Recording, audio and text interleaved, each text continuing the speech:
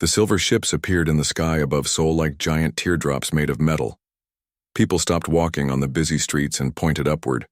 Children pressed their faces against apartment windows.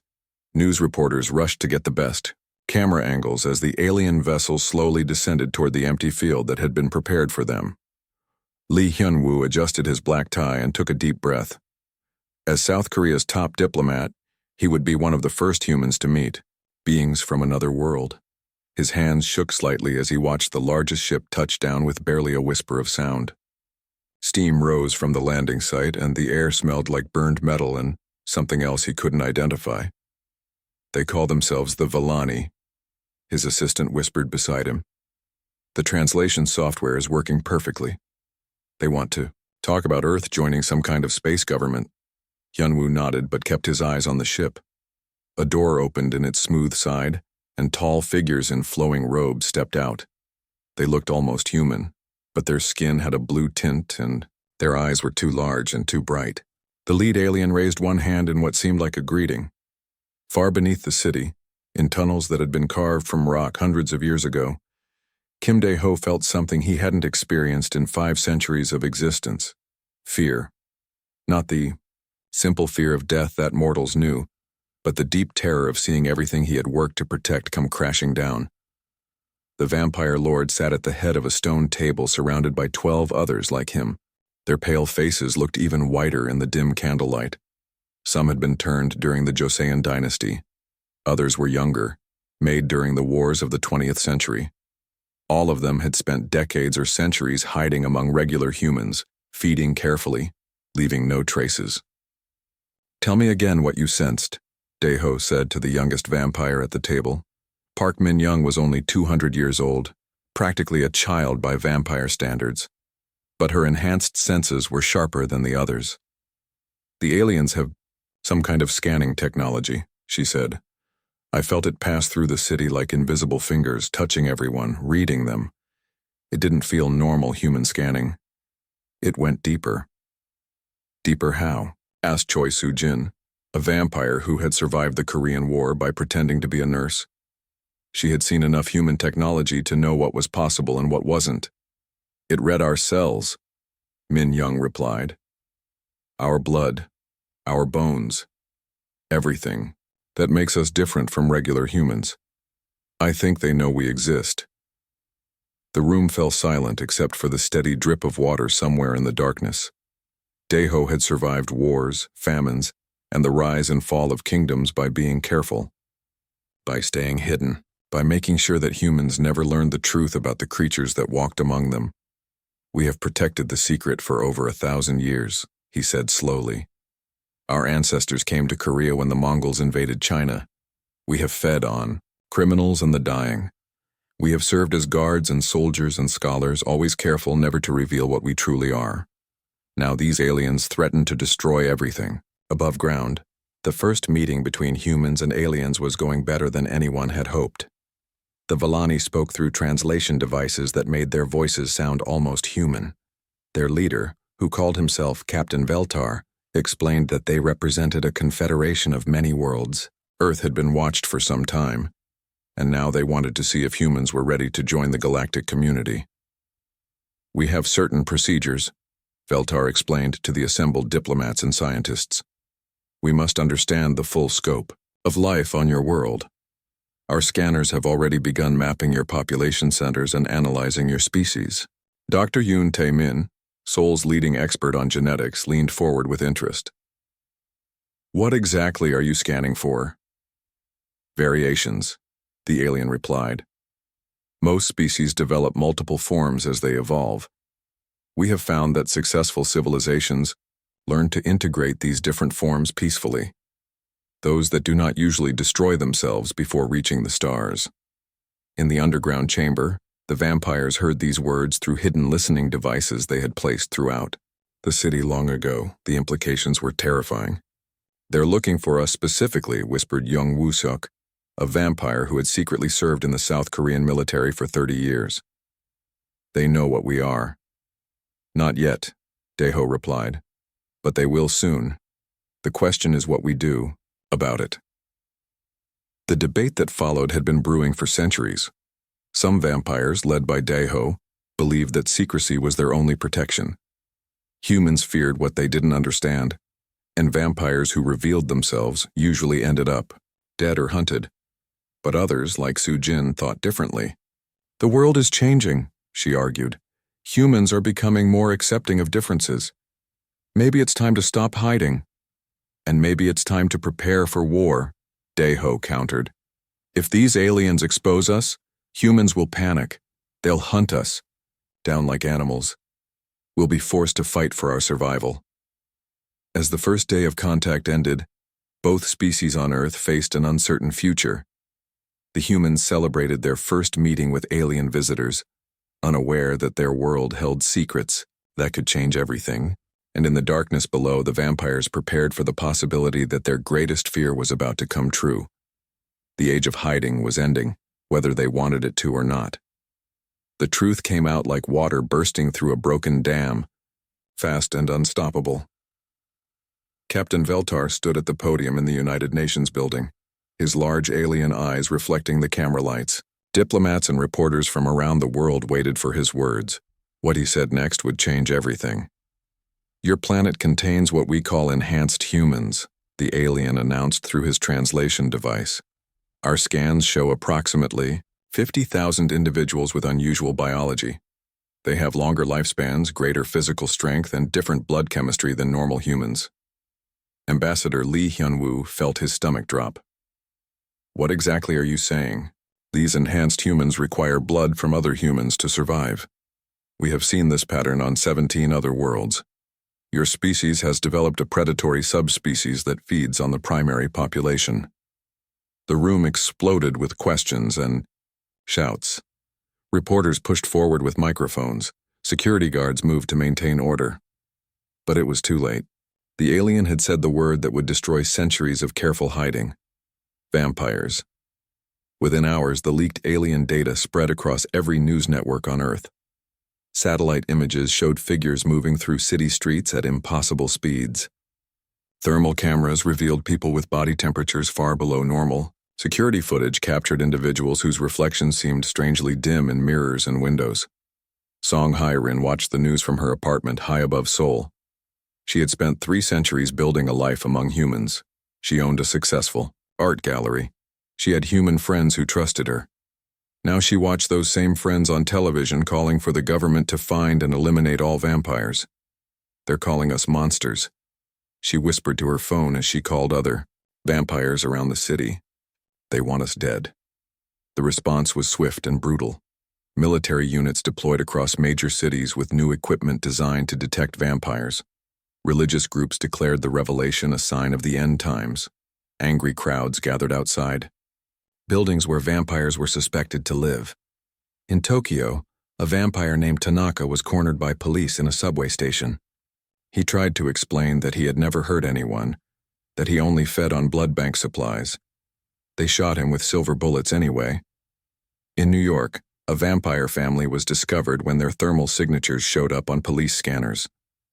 The parents tried to protect their vampire children, but the crowd that gathered outside their home threw rocks and bottles until they were forced to flee. Kim Dae-ho emerged from the underground tunnels to find his world transformed. Police cars patrolled the streets with UV searchlights. Helicopters circled overhead with thermal cameras. The city he had called home for centuries now hunted him like a wild animal. We have to fight back, he told the other vampires who had gathered in an abandoned subway tunnel. They've declared war on us. We must defend ourselves.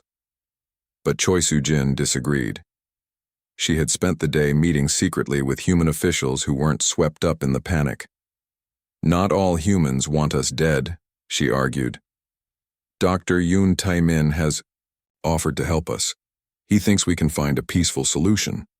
Peaceful? Dae-ho laughed bitterly. Look around you, they're hunting us in the streets. The vampire community split apart like it never had before.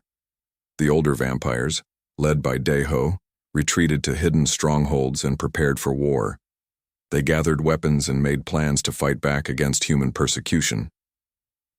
The younger vampires followed Soo-jin toward a different path. They reached out to sympathetic humans, trying to build bridges instead of walls. Dr. Yoon Tai-min was one of the few humans who saw opportunity instead of disaster. In his laboratory, he studied blood samples that volunteers like Park Min-young had provided. What he found amazed him.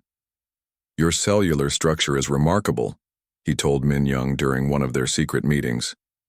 "You heal faster than any human could.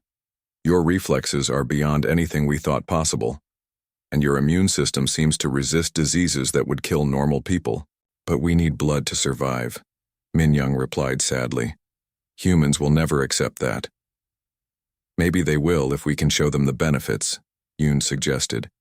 "Your people have lived among us for centuries without anyone knowing. You've never been the monsters they think you are." Meanwhile, the aliens watched everything with clinical interest. Captain Veltar recorded detailed observations of how humans reacted to the revelation. This was the test that every world faced. Could the two subspecies work together, or would they destroy each other? On most worlds, the answer had been destruction. The violence escalated when a group of frightened humans attacked a vampire safe house in Busan. The vampires fought back with their supernatural strength and speed, but the images of the battle spread across social media within minutes. Humans saw vampires throwing grown men across rooms and moving faster than cameras could track. "They're too dangerous to live among us," declared a government official on the evening news. "We must protect normal humans from these predators." But in the darkness of the subway tunnels, Soo-jin continued her secret diplomacy. She met with human leaders who understood that not all vampires were enemies. Slowly, carefully, she began building the foundation for something that had never existed before: cooperation between vampires and humans.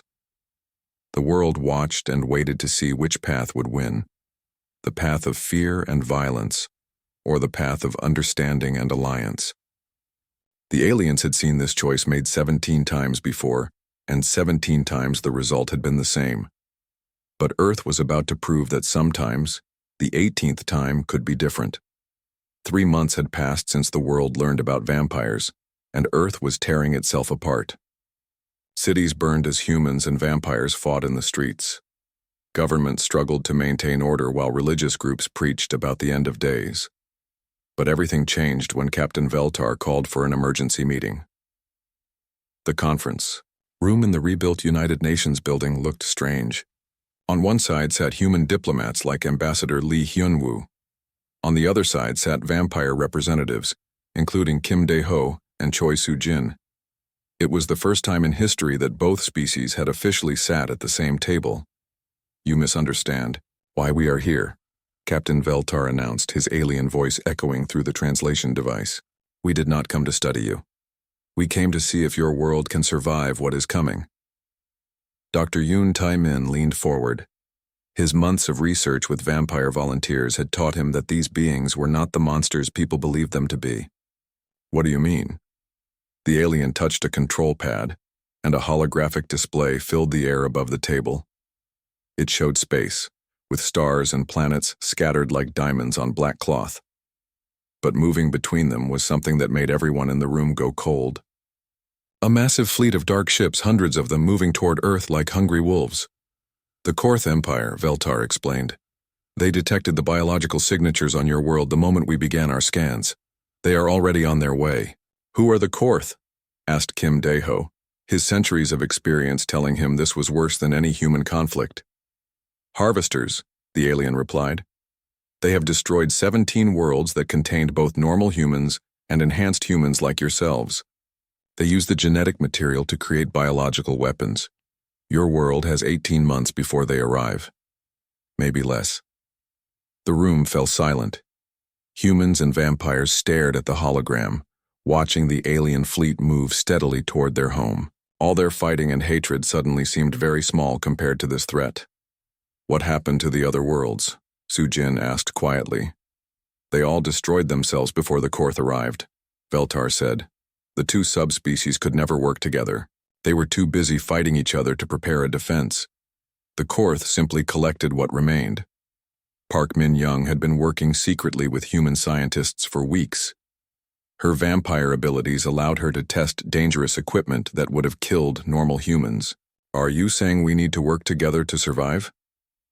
That is your only chance, the alien confirmed. Separately, neither humans nor vampires can resist the Korth. Together, you might have a possibility. The idea seemed impossible. Humans still held protests demanding all vampires be locked up or killed. Vampires still hid in abandoned buildings and subway tunnels, afraid to show themselves on the streets. How could they possibly work together? But Jung Woo-seok, the vampire who had served in the military without anyone knowing his true nature, saw the strategic possibilities. Humans have technology and numbers, he said slowly. Vampires have speed, strength, and enhanced senses, if we could combine our abilities. The Korth have faced humans before, Veltar interrupted. They have faced enhanced humans before, but they have never faced a world where both subspecies fought as one. Their tactics are designed to exploit the hatred between your kinds. Dr. Yoon Tae-min pulled out his research files. I've been studying vampire physiology, he announced to the mixed group. Their healing abilities are remarkable. Their reflexes are beyond anything we thought possible, and their cellular structure shows resistance to biological agents that would be deadly to normal humans. This caught everyone's attention. What kind of biological agents? Asked Hyunwoo. The kind the Korth use as weapons, Veltar replied grimly. They deploy airborne toxins designed to kill normal humans while leaving enhanced humans alive for capture. But your vampires might be immune to these weapons. Kim Dae-ho found himself thinking strategically for the first time in months. If vampires can resist their biological weapons, we could protect human populations during an attack. And humans have the industrial capacity to build the weapons and ships we need for defense, added Soo-jin. Things vampires could never create. Alone. The meeting lasted for hours. Plans began to form. Human engineers would work with vampire volunteers to design new defense systems. Vampire combat specialists would train human soldiers in advanced tactics. Research teams would combine human technology with vampire abilities to create weapons the Korth had never encountered. But the biggest challenge wasn't technical. It was convincing two species that had been trying to kill each other to suddenly become allies. The people will never accept this, warned a human general. There are riots in every major city. Humans are terrified of vampires. And many vampires want revenge for the humans who hunted them, Dae-ho admitted. Centuries of hiding have made us suspicious of all human contact. Captain Veltar observed their discussion with interest. On the 17 previous worlds, this conversation never happened. The hatred was too strong. The fear was too great. Both subspecies chose to die rather than work together. Then we'll be the first to choose differently, declared Soo-jin. So, the meeting ended. Something unprecedented began. Human and vampire teams started working together in secret locations across the globe. Ancient vampire strongholds became research centers. Human military bases opened their doors to vampire advisors. The clock was ticking. 18 months to prepare for an enemy that had never been defeated. But for the first time since the revelation, both species faced the same direction instead of fighting each other. The real test was just beginning. The first Korth ships arrived 6 months ahead of schedule, appearing in Earth's sky like black drops of poison against the stars. They thought they would find a world destroying itself, just like the 17 others before it. Instead, they found something that had never existed in galactic history. Oh Jae-sung sat in what used to be Kim Dae-ho's private underground chamber, now converted into a high-tech command center. The vampire's enhanced senses could detect electromagnetic signatures from space that human equipment couldn't pick up. His fingers moved quickly across the control panels that human engineers had designed specifically for vampire reflexes. 3 stealth ships coming down over the EC, he reported into his headset. They're trying to stay invisible, but I can feel their engines. Above ground, human fighter jets scrambled into the sky while vampire operatives took positions at ground-based weapon systems. The coordination was perfect, something that had taken months of difficult training to achieve. Lieutenant Kim So-young, a human pilot, received targeting data directly from vampire spotters on the ground.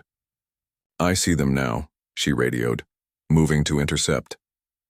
The engagement lasted only minutes, but it proved everything the Alliance had hoped for. Human technology guided by vampire senses created a combination the Korth scouts had never encountered. All 3 alien ships were destroyed before they could report back to their main fleet. Captain Veltar watched the battle from the command center, his alien features showing surprise. In 17 previous encounters, the enhanced variants either hid while the base species fought alone, or the 2 groups were too busy fighting each other to mount any defense. This coordination is unprecedented. Dr. Yoon Tai-min had spent months working with vampire volunteers like Park Min-young, studying their unique biology. His discoveries had changed everything about how Earth prepared for the coming invasion. Their cellular structure provides natural immunity to Korth biological weapons, he explained to the Joint Command Staff of humans and vampires. But more than that, their enhanced healing factor could be the key to treating the entire human population. The captured Korth scout ship provided crucial intelligence. Jung Woo-sok, using his military experience and vampire strength, had personally led the boarding party that took the vessel intact. What they found inside made everyone understand how close Earth had come to complete destruction. The main Korth fleet carries planet-killing biological weapons, he reported to the assembled leaders. They're designed to eliminate normal humans while keeping vampires alive for harvesting. The toxins would kill 90% of Earth's population within days. But not vampires? Asked Ambassador Lee Hyun-woo. No. And that's where Dr. Yoon's research becomes critical. Jung pulled up medical data on the command screens. The same cellular traits that make vampires immune to these weapons can be temporarily transferred to humans through modified blood transfusions. Kim Dae-ho found himself working directly with human military leaders for the first time in his 5 centuries of existence. The ancient vampire's strategic mind, shaped by countless battles throughout history, complemented human understanding of modern warfare. The Korth expect us to be divided, he told the planning committee. Every world they've harvested fell to internal conflict first. Our unity is our greatest weapon. Choi Soo-jin had become the leader of the most dangerous operations, vampire stealth teams that could infiltrate and sabotage Korth positions without being detected. Her mixed human-vampire units proved devastatingly effective against the alien advance scouts. We hit their communication relay stations first, she explained during a mission briefing. Human explosives specialists plant the charges while vampire infiltrators get them past the security systems. Then we disappear before they know what happened. The collaboration went beyond military operations. In research laboratories around the world, human scientists worked alongside vampires to develop new technologies. Park Min-young's enhanced reflexes allowed her to test experimental flight systems that would have killed human pilots. Her vampire healing factor meant she could recover from crashes and impacts that would be fatal to anyone else. I can push these ships beyond their design limit, she reported after testing a new fighter prototype. The G-forces that would knock out a human pilot barely affect me. We can build aircraft that no Korth pilot will be able to match. The transformation wasn't just technological, it was social. In the hidden facilities where humans and vampires worked together, old fears and prejudices began to break down. Human soldiers trained with vampire combat instructors. Vampire researchers collaborated with human engineers. People who had been enemies months ago now depended on each other for survival. But the real test came when long-range sensors detected the main Korth fleet approaching the outer edge of the solar system. Hundreds of massive ships carrying enough firepower to crack planets and biological weapons that had sterilized 17 worlds. They're bigger than our worst estimates, reported the human admiral in charge of Earth's defense fleet. We're outnumbered 50-1. Numbers don't tell the whole story, Kim Dae-ho replied calmly. They've never faced a unified human vampire defense. They don't know what we've become. Captain Veltar made a final announcement to the Joint Command. The Villani Collective will provide what support we can. But this battle belongs to Earth. You have achieved something we have never seen before. True synthesis between your subspecies. Whether that will be enough, we will learn soon. As the massive Korth fleet moved toward Earth, the planet's defenders prepared for a battle that would determine not just their survival, but the future of human-vampire relations across the galaxy. The harvest ships that had destroyed 17 worlds were about to discover that the 18th world would not go quietly into the dark. The Korth harvest fleet emerged from the darkness between stars like a plague of metal locusts. Hundreds of massive ships blotted out the constellations as they approached Earth, their hulls scarred from the destruction of 17 worlds. But this time, they found something they had never encountered before. In the command center beneath Seoul, Kim Dae-ho stood beside Ambassador Lee Hyun-woo, watching the tactical displays that showed the approaching enemy. The ancient vampire lord and the human diplomat had learned to work as one mind, combining centuries of strategic experience with modern military knowledge. All vampire strike teams prepare for boarding operations, commanded Jung Woo-seok over the communication network. His voice reached mixed human-vampire units stationed throughout Earth's defense fleet. The vampire's enhanced reflexes made him the perfect coordinator for the most dangerous part of their battle plan. Park Min-young led her squadron of fighters toward the massive Korth flagship. Half her pilots were human, half were vampire, but they flew as one unit. Her supernatural perception allowed her to navigate through the alien ship's defensive fire, while her human wingmen provided covering shots with weapons that had been designed by both species working together. "Breach successful," she reported, as her team cut through the flagship's hull. Beginning internal assault. The Korth had never faced opponents like this. Their biological weapons, designed to target specific genetic markers, proved useless against Earth's forces. The vampire immunity that Dr. Yoon Tae-min had discovered now protected human soldiers through modified blood treatments. The aliens watched in confusion as their most powerful weapons had no effect. "Impossible," transmitted the Korth fleet commander. "The harvest protocols have never failed. These enhanced humans should be helpless against our toxins." But Earth's defenders were no longer just enhanced humans and regular humans fighting separately. They had become something new. A synthesis that combined the best of both species while eliminating their individual weaknesses. Choi Soo-jin materialized inside a Korth weapons platform like a ghost made solid. Her vampire stealth abilities had gotten her past sensors that no human could have fooled. Behind her came a team of human explosives experts carrying charges that would cripple the alien ship's main guns. "Target neutralized," she reported as the platform exploded behind her team. Moving to next objective.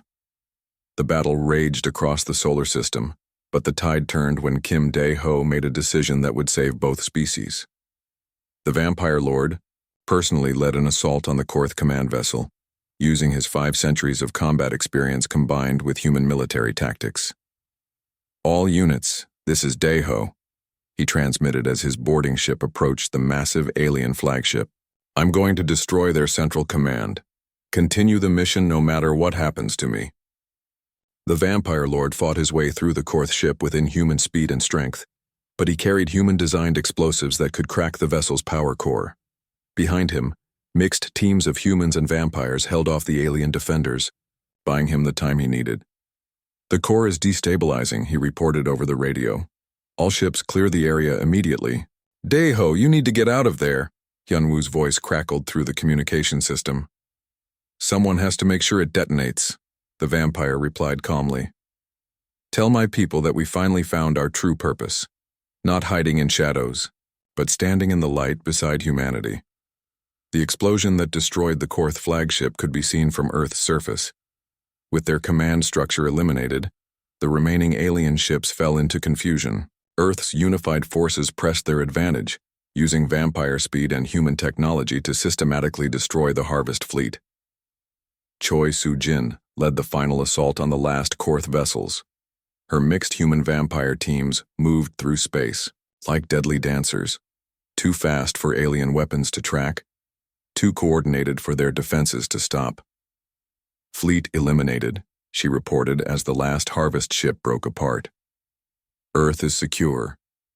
In the aftermath of victory, the world found itself fundamentally changed. Captain Veltar formally invited Earth to join the Villani Collective, something that had never been offered to a world that contained 2 subspecies. "Your achievement is unprecedented in galactic history," the alien announced to the mixed assembly of humans and vampires. The synthesis of your variants has created an evolutionary advantage we have never observed. You fought as one species while maintaining the strengths of both. Ambassador Lee Hyun-woo and the surviving members of the Yo Vampire Council signed the Cosmic Accords in a ceremony broadcast across the world. For the first time in history, vampires gained legal recognition as humanity's enhanced protectors rather than hidden parasites. Park Min-young was appointed as Earth's first vampire-human liaison officer, responsible for maintaining the cooperation that had saved their world. Dr. Yoon Tae-min's research institutes became the foundation for new medical advances that benefited both species. The changes went beyond politics and science. In cities around the world, humans and vampires worked together openly. Vampire-enhanced senses helped human police solve crimes. Human technology allowed vampires to contribute to society in ways they had never imagined possible. As the first mixed crews prepared to leave Earth and explore the galaxy, a memorial was erected in Seoul's center. It honored Kim Dae-ho and all those who had died in the final battle, but the inscription spoke of the future rather than the past. Here stood guardians who chose light over shadow, unity over division, and the stars over the grave. The hidden vampires had been forced into the light by alien contact, but in that light, they had discovered something greater than survival. They had found their destiny as humanity's partners in reaching for the infinite darkness between stars, no longer as separate species, but as one people with two forms, united in blood and starlight.